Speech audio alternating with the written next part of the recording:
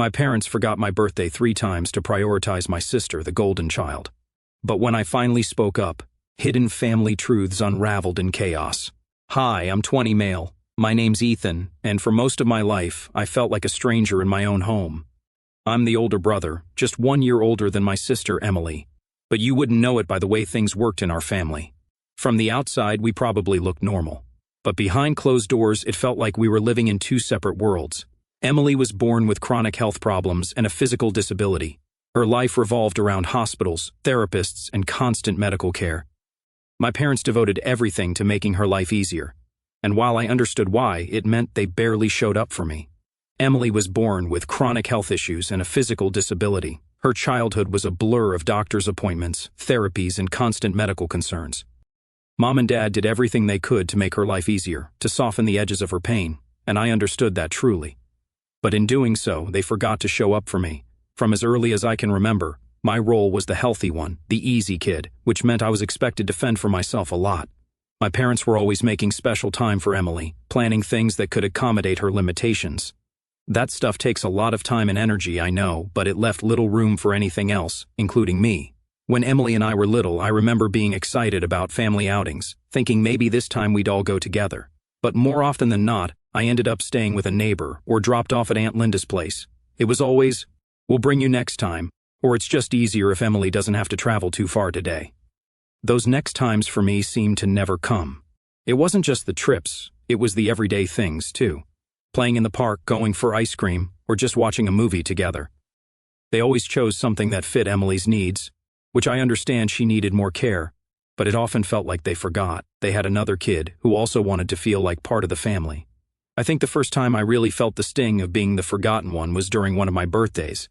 It must have been my 8th or 9th birthday. There was no party, no special dinner. I woke up that day thinking maybe they had a surprise planned, but the whole day went by and nothing happened. They had taken Emily to a concert she had been looking forward to, something they had planned for months, and it just so happened to fall on my birthday. They came back talking about how much fun it was, how it was such a good show, and I just sat there feeling pretty invisible. The next day my mom realized they'd missed my birthday and tried to make up for it by handing me a $5 gift card they had picked up last minute. It was a kind gesture, sure, but it felt so afterthought. So insignificant compared to the effort they put into making sure Emily could see her favorite band live. As we got older, this pattern didn't really change. It was always about what Emily needed, and I was expected to understand, to not make a fuss. I spent a lot of time alone or at friends' houses, anywhere I felt a bit more seen. I remember for 1 year, I was turning 10, double digits, a big deal for any kid. I had been dropping hints about wanting to do something fun as a family. Maybe hit the local arcade or have a pizza party at home. But as the day drew closer, I could tell that nothing was planned. No whispers of secret plans, no hidden gifts around the house, nothing. On the morning of my birthday, it was like everyone had forgotten. There was no happy birthday at breakfast. It was just cereal as usual and conversations about what Emily needed for the day. She had been having a rough week health-wise, so I understood the focus was on her, but it stung. It really did. I went to school that day hoping my parents would remember and maybe surprise me when I got back home. But when I walked back in through the door that afternoon, it was clear that wasn't happening. There was no surprise, no cake waiting on the counter. My mom was on the phone sorting out some new therapy sessions for Emily, and my dad was at work as usual. It felt like any other day, except it was supposed to be my day. I didn't say anything. What was the point? It wouldn't make them remember or care. I just went to my room and tried to make the best of it. My friends at school had said happy birthday, and they even pulled together some change to buy me an ice cream at lunch. So that was nice. It helped a little. Made the day feel a bit less ordinary. The next day, my mom must have seen the date on something because she suddenly realized they'd missed my birthday. She apologized and said things had just been so hectic with Emily. I nodded, said it was okay, but it wasn't really. They promised we'd do something that week to make up for it. Come the weekend, though, plans fell through again. Emily wasn't feeling up for going out, and instead of maybe doing something at home, we ended up just watching some of her favorite movies. My dad picked up a cake, one of those pre-made ones from the grocery store. But it was almost an afterthought, a consolation prize, not a celebration. This pattern wasn't new. It was just more of the same. Another year, another forgotten celebration. It wasn't just about the party or gifts. It was about feeling recognized, feeling like I mattered too. But each missed birthday was a reminder that in the grand scheme of things, my needs, My desires were always on the back burner. By the time my 12th birthday rolled around, I had lowered my expectations. I didn't bother hinting or asking for anything. It was easier not to hope for something that wasn't going to happen. That year, I spent my birthday like it was just any other day.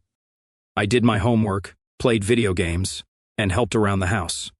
My parents did remember to say happy birthday this time at least. There was a quick hug, a brief acknowledgement, and then back to the usual routine. Emily had a doctor's appointment that day, so most of the attention was on getting her ready and out the door. I think that was the birthday that hurt the most. Not because it was dramatically bad or anything crazy happened, but because it was so painfully normal. There was no neglect out of malice.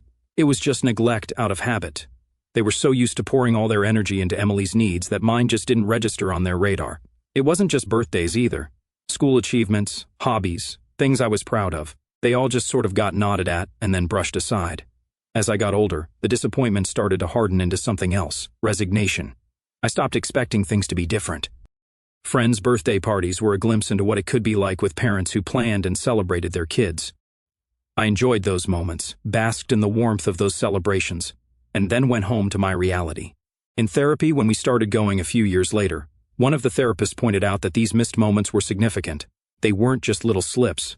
They were patterns that showed where the priorities lay. Discussing it in those sessions, I tried to express how these patterns made me feel unimportant, secondary. My parents listened, but there was always an excuse, always a reason why things had to be the way they were. They promised to try harder, to be more aware, but the habits of a lifetime are hard to break. Looking back now, I can see how these early experiences shaped my expectations about life and relationships. They taught me to not ask for too much, to not expect too much. That way you can't be disappointed. But they also taught me about the kind of parent I want to be someday. Someone who remembers, who celebrates each child for who they are, not just what they need. My grandparents were the unsung heroes of my childhood. With my parents usually wrapped up in the endless cycle of managing Emily's health issues, it was Grandma and Grandpa who stepped in to fill the void. They didn't do anything extraordinary. But in my world, they were a beacon of normality and warmth, a contrast to the cold at home. Grandma had a way of making every little thing seem special. She had this old faded recipe book, and every time I visited, she'd let me pick a recipe to try out together. It didn't matter if it was her famous chocolate chip cookies or something as simple as spaghetti. It was our thing. It was during these cooking sessions that she'd share stories about her own childhood, about the mischief she got into with her siblings. I lived for those stories. They were a window into a world where I felt connected, where I wasn't just the other child. Grandpa, on the other hand, was the quiet strength of the pair. He was a man of few words, but he had a presence that made you feel secure. He loved model trains, and the basement of their house was dedicated to his elaborate setups. He'd spend hours down there tweaking and fixing, and I was always welcome to join. It wasn't just about the trains, it was about sharing something he loved with me. Something that wasn't overshadowed by the constant concerns that hung over my family. Their house was my refuge. The days I spent there were the days I felt most like a kid, not just a bystander in my sister's life. They celebrated every report card, every small achievement that my parents often overlooked. When I scored my first goal in soccer, Grandma made a cake, and Grandpa put up a little display in the living room with the ball I'd used in the game. They made it seem like the biggest deal, and that meant everything to me. But life has a way of reminding you that nothing stays the same. 3 years ago, Grandma got sick. It wasn't sudden. It was a slow decline that seemed to parallel the gradual fading of my childhood innocence. Her vibrant energy dimmed, and the kitchen, once the heart of our interactions, grew silent. I watched helplessly as the disease took hold, turning our cooking sessions into brief, strained visits where she'd mostly sleep while I sat by her side, holding her hand, missing her even though she was right there. When she passed away, it was like losing a part of my foundation. The funeral was a blur, a procession of people offering their condolences, saying how wonderful she had been, how she'd be missed. I nodded, thanked them, but inside I felt a hollowing out, like someone had scooped out the center of me. Grandpa changed after Grandma's death. The spark that had been in his eyes when he showed me a new train setup or told a joke, it faded. The basement gatherings became less frequent, and then they stopped altogether. He moved through the days mechanically, a routine without joy. The model trains gathered dust, and our conversations grew stilted, both of us lost in our grief. It wasn't long before the decision was made to move him to a nursing home in another city. The house, too big and too full of memories, was too much for him alone. I understood the reasons, but it felt like another anchor being lifted, leaving me adrift. Our visits became monthly trips that were more about ensuring he was okay, rather than sharing in anything meaningful. I'd sit in the sterile visitor room making small talk, both of us avoiding the gaping absence that Grandma left behind. With Grandma gone and Grandpa far away, my buffer against the loneliness at home was gone. The transition back to life where my sister's needs dominated was harder than ever. The contrast was stark. Where my grandparents had made me feel seen, at home I was more invisible than before. The routines continued. Emily's needs continued to shape our family life, and I continued to fade into the background.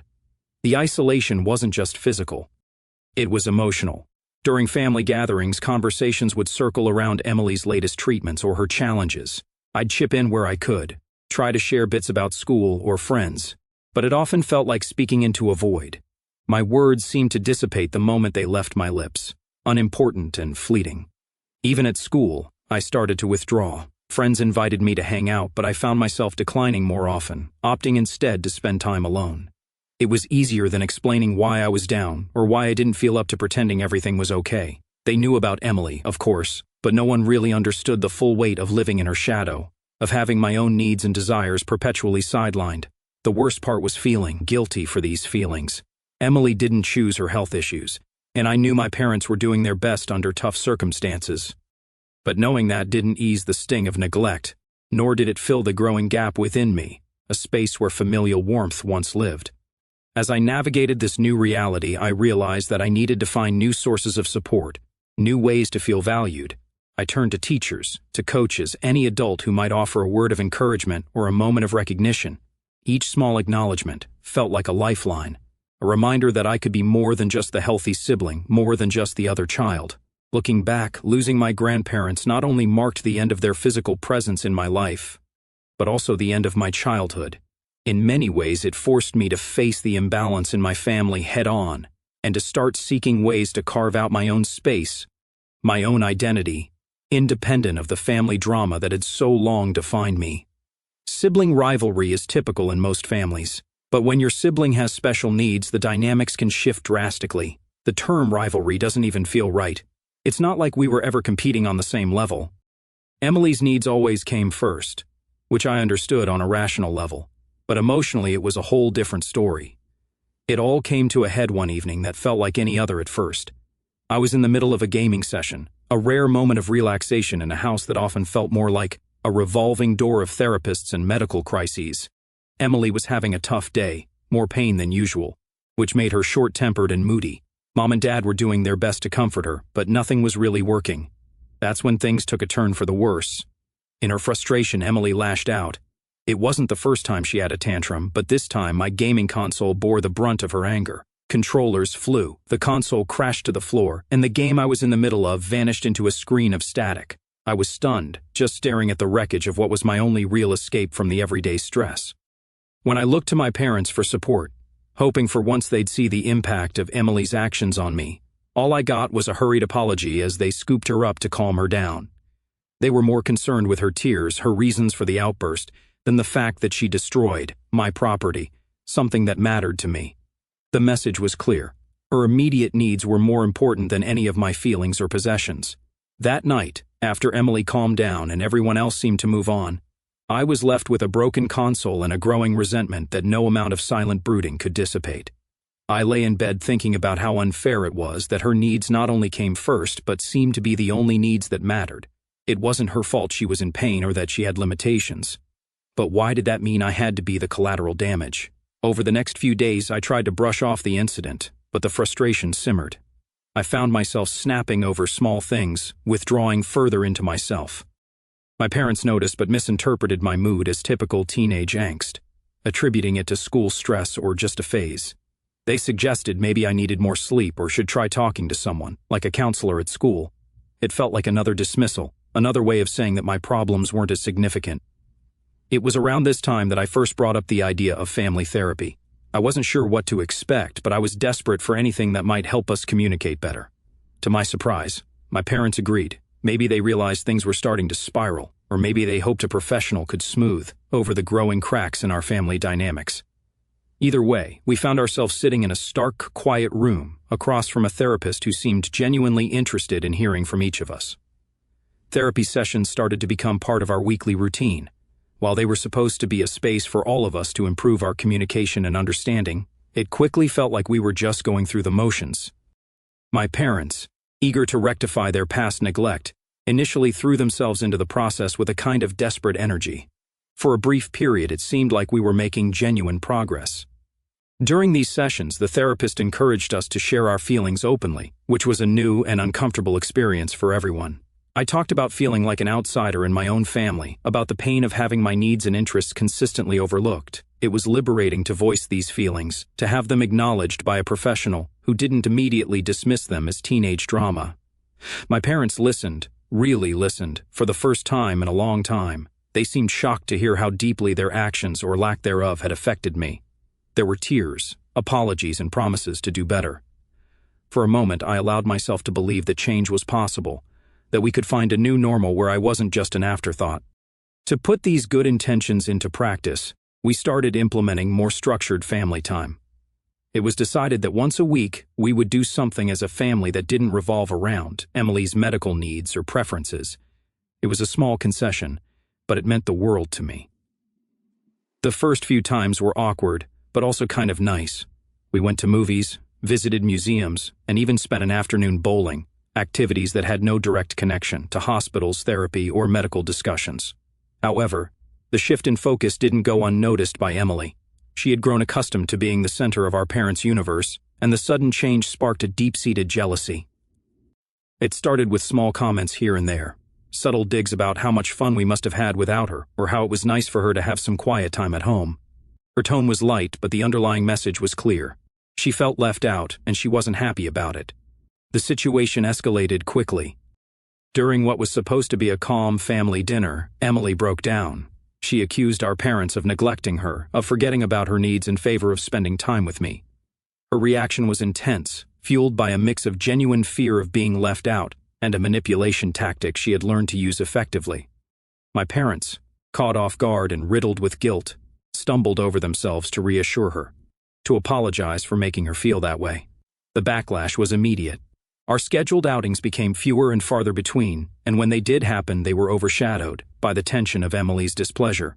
My parents were torn, trying to balance their newfound commitment to me with their instinctive need to cater to Emily's emotional and physical health. It was a balancing act they couldn't manage, and slowly but surely, things started to revert to how they had always been. Feeling guilty and responsible for the turmoil, I suggested maybe we should just go back to how things were before. Maybe it was easier if I just sucked it up and let things be centered on Emily. But the therapist, to their credit, pushed back. They pointed out that this reaction was exactly why we were in therapy, to break these unhealthy patterns, not to reinforce them. So, we continued with the sessions, each one becoming more charged than the last. Emily's feelings of jealousy and abandonment became a central theme, and much of our time was spent addressing her fears and insecurities. It felt like we were moving backwards, focusing on her, even in a space that was supposed to be about fixing the broader family dynamics. In a particularly heated session, Emily made a startling accusation. She claimed that our parents were favoring me over her, that they loved me more because I was the normal one. The accusation stung, and it threw our parents into a tailspin of self-doubt and confusion. They reassured her, sometimes at the expense of their own emotional well-being, and certainly at the expense of the progress we had made. It was a painful cycle to watch, and even harder to be a part of. I began to feel like the villain in my own family story simply for wanting a bit of the attention and love that came so freely to Emily. I found myself withdrawing again, pulling back from the therapy sessions and from my efforts to be more present in the family. What was the point if it only caused more pain? The breaking point came when my parents, in an effort to manage Emily's increasing distress, suggested we all attend a different therapist, one that could perhaps offer a new perspective on our family's issues. They thought maybe a fresh start could smooth things over. But I saw it for what it was, an attempt to placate Emily and perhaps find someone who would tell them they were doing the right thing by focusing so much on her. I felt defeated. All the talks, all the sessions, all the promises of change, it seemed like they were just empty words, easily blown away by the first sign of difficulty. I was tired of fighting, tired of feeling like my presence was a burden or a cause of conflict. So, I pulled away, resigned to the status quo, where Emily's world was the only one that mattered, and I was just living in it. The cycle of therapy sessions and rehashed promises became too much. I was tired, emotionally and mentally drained from the constant tug-of-war for my parents' attention. It seemed like no matter what we discussed in those sessions, the outcome was always the same. Emily's needs overshadowed everything else, and my feelings were just side notes that were acknowledged, but never really addressed. The breaking point came during a particularly tense therapy session. We were all seated awkwardly, the air thick with unspoken frustrations. The therapist had been trying to guide us toward a more balanced family dynamic, but the efforts felt futile. My parents were obviously stressed, torn between their two children, and Emily was visibly upset, feeling like she was losing her grip on the only reality she knew, one where she was the primary focus. I had prepared myself to speak openly that day, to really lay out how I felt. I needed them to understand the depth of my isolation within the family. So I took a deep breath and started talking. I didn't just skim the surface with general statements about feeling left out. I dove deep. I shared how hurt I was that my achievements and milestones felt ignored, how it felt like my birthdays were just days on the calendar to them, how I felt more like a roommate than a son. The room was quiet as I spoke, the kind of silence that feels heavy, like it's holding back a storm. My parents looked shocked, perhaps not realizing how much their actions or lack thereof had affected me. Emily, however, seemed agitated, shifting uncomfortably in her chair as I laid out my feelings. When it was their turn to respond, the reaction was not what I had hoped for. My parents were defensive. They started with apologies as they had before, but quickly shifted to justifying their actions. They talked about the complexity of Emily's health issues, how her needs weren't just preferences, but necessities. They said they were doing their best under difficult circumstances. Emily then spoke, her voice shaky with emotion. She accused me of trying to make her feel guilty for things beyond her control, of being selfish for wanting what she saw as equal attention. The words stung. It wasn't about competing with her. It was about feeling like part of the family. The therapist intervened, trying to steer the conversation back to a constructive path, but the damage was done. The air was thick with hurt feelings and accusations. I felt a mix of anger and despair. It was clear that no amount of talking was going to change the fundamental dynamics in our family. My parents were too entrenched in their roles as caregivers for Emily to see beyond her immediate needs, and Emily herself was not ready to see our family as anything but centered around her. The session ended with a tense agreement to keep trying, but as we left, I knew something had shifted for me. The faint hope I had held on to that therapy could bring us to a better understanding had evaporated. I was done. Done trying to fight for attention. Done trying to explain my feelings to people who couldn't seem to grasp their importance. Over the next few weeks, I withdrew. I spent more time alone, focusing on school and my own interests outside of home. My parents noticed, but seemed unsure how to bridge the gap that had widened between us. They made tentative attempts to connect, asking about my day or my plans for the weekend, but it felt hollow, like too little, too late. Emily also noticed my withdrawal, but her response was mixed. Part of her seemed relieved to have the spotlight firmly back on her, but there was also a tentative curiosity about my newfound independence. She asked me a few times about my activities, a flicker of interest in her eyes, but we were both too scarred from past conflicts to really open up again. As the weeks turned into months, my plans for the future began to take shape with more clarity. I realized that I needed to find my own path, one that didn't involve waiting for my family to recognize my needs. I started researching colleges, scholarships, and programs that interested me, pouring my energy into building a life where I didn't feel like a secondary character. My relationship with my parents remained strained. We spoke, we shared meals, we lived under the same roof, but there was an unspoken understanding that things were different now. They continued their focus on Emily, now more cautious in their interactions with me, perhaps afraid of sparking another confrontation. The suggestion to switch therapists came up again, this time with a more urgent tone from my parents. They were hopeful that a new perspective could mend the fractures within our family. But for me, it felt like agreeing to start a book you already knew the ending of. Pointless and exhausting. I declined. I told them it was too late for new beginnings in therapy.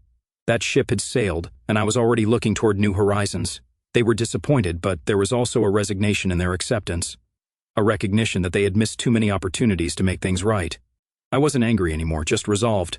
Resolved to move forward, to build my own world where I was more than just an afterthought. It wasn't the family dynamic I had hoped for, but it was one I could live with, knowing I had tried, knowing I had finally chosen to prioritize my own well-being. After I moved out and reduced contact with my family, life started feeling more like mine. I wasn't just the older brother always sidelined by my sister Emily's needs anymore. I was just me, living my own life, making my own rules in a new city. The decision to go low contact wasn't easy. Family is family, after all. But the constant neglect had taken its toll, and I needed space to figure out who I was outside of that dynamic. At first, the quiet was strange. No background noise of Emily's needs, or the chaos that usually surrounded them. It was just me and my thoughts, which was scary and freeing at the same time. I found a small apartment, got a job that I didn't mind, and started piecing together a routine that was all my own. When my first birthday rolled around after the move, I wasn't expecting much, maybe a call if I was lucky. But the day came and went with silence. No calls, no texts, nothing. It hit harder than I expected. It's not like I wanted much. Just a sign that they remembered I existed outside of Emily's world. I ended up spending the day alone, reflecting on everything that had led to this point. It was a sobering reminder of why I had put distance between us. I let it slide without making a fuss. Instead, I used it as motivation to invest more into my new life. I started making friends, really good ones. People who showed up for me, who remembered small details and made plans. We'd hang out after work, grab drinks, or just chill at someone's place, playing games or watching movies. Little by little, I began to feel part of something again, a community where I wasn't just the other kid. The next year, I approached my birthday with a new mindset. I didn't bother checking my phone for missed calls or messages from home. Instead, I planned a big night out with my friends. We hit a couple of bars, laughed more than I had in years, and celebrated until the early hours. It was hands down the best birthday I'd ever had. For the first time, I wasn't an afterthought, but the main event, and it felt amazing. Days later, curiosity got the better of me, and I called home. Sure enough, they had forgotten again. This time there wasn't even an apology, just straight into how things were going with Emily. It stung a bit, but it also solidified my resolve that I was doing the right thing by keeping my distance. My life was here now with people who valued me. By the third year in my new city, my birthday had become something I genuinely looked forward to. I threw another big party, this time even bigger. We rented out a space, had a DJ, the works. It was a blast. Friends, both old and new, showed up to celebrate. It was during this party, surrounded by people who cared about me, that I fully realized the weight of what I had been missing out on all those years. Once again, I made that fateful call to my family. As expected, they had forgotten my birthday once more, but this time, I didn't even bother bringing it up. We chatted briefly about mundane things, and that was it. That call was short and perfunctory, a stark contrast to the warmth and joy of my celebrations. It confirmed that, while they were my family by blood, my real family was made up of the friends who stood by me. The difference in these relationships was stark. With my friends, I was never an add-on. I was integral. They didn't just remember my birthday. They made it special. They didn't just listen to how my day went. They were a part of my day. We supported each other through job changes, breakups, successes, and failures. We built a network of mutual care and respect, something I'd always longed for but never quite experienced with my own.